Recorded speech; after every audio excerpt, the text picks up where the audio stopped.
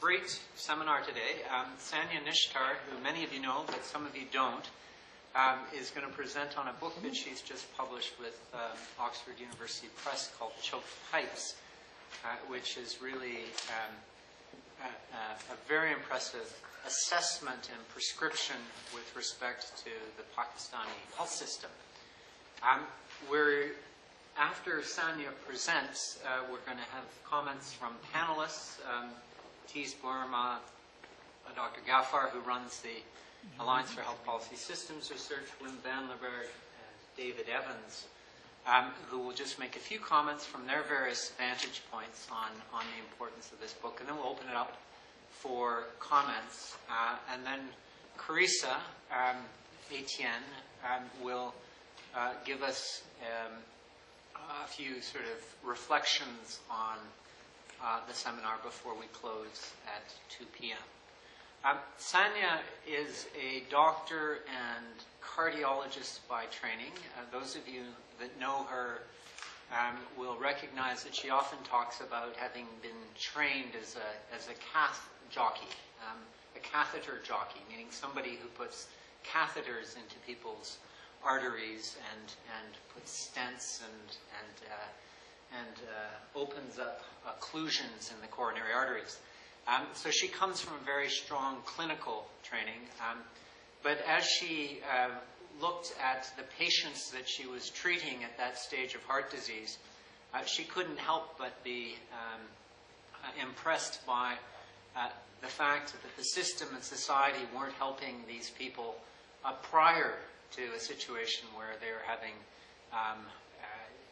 very difficult times managing advanced cardiac disease. And so a number of years ago she created an NGO inspired by the X-Files, the TV show, and she called it the Heart Files. And the Heart Files, recognizing her association with cardiology, but also this sense of trying to understand and better inform the Pakistani health system. And so the Heart File, and many of you may have seen some of their regular bulletins that come across the e-waves, provides all sorts of insights on very specific health systems issues that are very important in the context of the Pakistani healthcare system. And Sanya has been the driving force beyond that. Above and beyond that, she's been a great resource to all of us here in WHO on countless fronts, as an advisor to all work related to health systems research, and many other things, even financing for R&D. Most recently, she was part of the Commission on Intellectual Property and Public Health Innovation Task Force on financing R&D. So, with that introduction, Sanya is going to give us some highlights from her book today. And Sanya, thank you for coming, and we look forward to the presentation. Well, thank you, Tim. I must thank you for giving me this opportunity. It's a privilege indeed. I always come to WHO as part of a group or as part of invited panel, but this is slightly something different, and I really appreciate the opportunity that you provided. And I'd like to thank you and Carissa for agreeing to co-chair, and extremely grateful to the stellar panel. I know this is time that one likes to relax. I'm going to speak very briefly about this new publication, and as Tim says, in a way my previous life as a cardiologist has inspired the nomenclature of several things that I do. The organization, for instance. And I think implicit in the title of Choked Pipes is something that I'm trying to convey. Just as the pipes of a heart are choked and they lead you to death, likewise the systems, the health systems are the conduit through which you deliver any disease-specific intervention. And in countries like ours, if they're choked, if they're not functioning, you won't be able to achieve any endpoint by intervening in that area. So implicit in this title is the understanding that something fundamental needs to be done to open up these clogged pipes. The book is essentially about reform of Pakistan's mixed health system. And for us in our country, and I'm sure Ghaffar will bear me out, we're undergoing very troubled times, where the state really needs to enhance its own capacity to deliver welfare to its people in the context of the various geopolitical challenges that the country is facing. But I seem to have the sense, based on my conversations with several colleagues around the world, that the strategy presented and the analysis may have some level of appeal for other developing countries as well. When the preview of the book was held in Havana last November, Adenike Grant, a common friend of all of us, the ex-health minister of Nigeria, was a panelist. And when I sent her the book to read through prior to the panel, she said, I thought I was reading a description of health systems of Nigeria. And since then, I've heard many colleagues from the developing world say similar things. So I'm greatly humbled to learn that some of the analyses and lessons might be of use to other developing countries. There are several considerations that make it relevant to other developing countries. The description of the mixed health systems syndrome in particular, and the description of challenges in each health systems domain, and the potential agenda for reform that has been proposed are some of these considerations. I'll quickly take you through how the book is organized, and Tim then wants to have ample time for everybody to interact and ask questions. The book is essentially organized in three parts. So the first part of the book talks about the historical perspective of reform within a country setting. It talks about the orientation of health systems. Then the second part builds upon that further. It analyzes issues in each of the 7 health systems domains. The World Health Organization looks at health systems domains into 6 categories. I've added technology as another health system stream because I thought it would be a useful input towards the health system. Then part 3 of the book talks about the consolidated reform agenda. So it pulls together various pieces from each of the 7 streams. It consolidates it, and then it develops a roadmap for phase-wise implementation. And I've done this specifically because whenever you go to policymakers with isolated recommendations for interventions and streams, they tell you, well, what impact is it going to have in the other area, and how do we propose that we phase it, because we can't do everything at one time. So this has been done particularly with a view to proposing something in that area. In part 1, the chapter starts with a discussion of health as a human right. And Pakistan is not one of the 115 countries of the world which constitutionally recognize the right to health, which is a problem for us. But there have been several cases where the right to life has had a very progressive interpretation in case law in our country.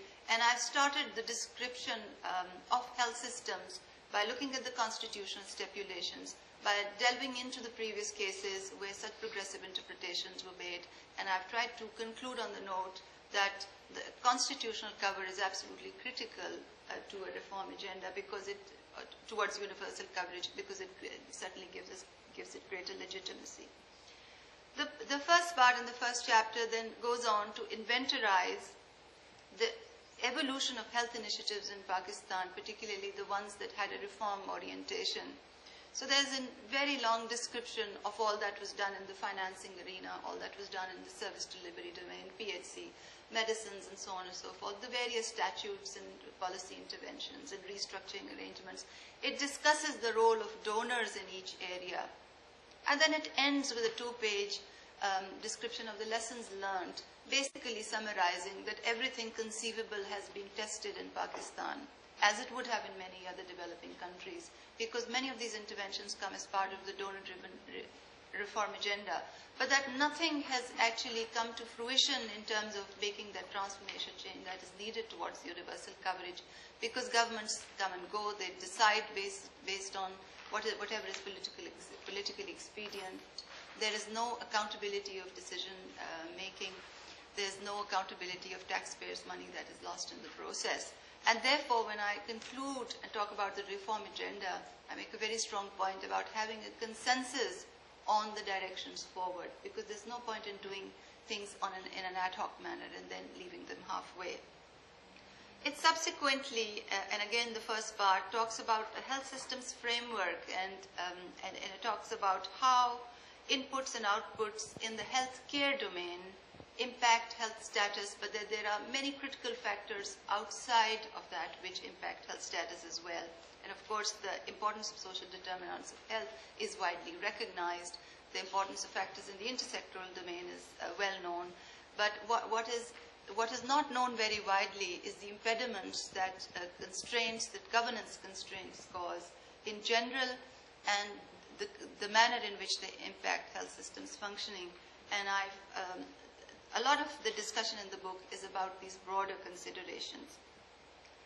Subsequently, the first chapter talks about the orientation of Pakistan's health system. And I think this description might be relevant to many other developing countries, because normally when we talk about a health system in a national political context, it is a given that you're talking about one health system. But if the functions of the system are brought to bear in terms of financing and service delivery and governance arrangements, we tend to find out that there are many vertical systems in their own right. For example, in Pakistan, the armed forces system has its own revenue stream, own dedicated infrastructure, own catchment population, entirely different stream of governance, and it's likewise in 3 different domains. And collectively, they cover 14.20% of Pakistan's population of the total of 170,000, which is more than many Scandinavian countries. So these vertical systems exist within a very complicated environment, and the implications for restructuring and reform in these areas are very unique and peculiar also. I also found out that there were 2 systems which I described as horizontal, taking the lead from the connotation of these terms in the world of business science, in the sense that that employers provided universal coverage to them, but that they procured services from the mixed system. The bulk of the discussion in the book in terms of reform is around the mixed system of healthcare.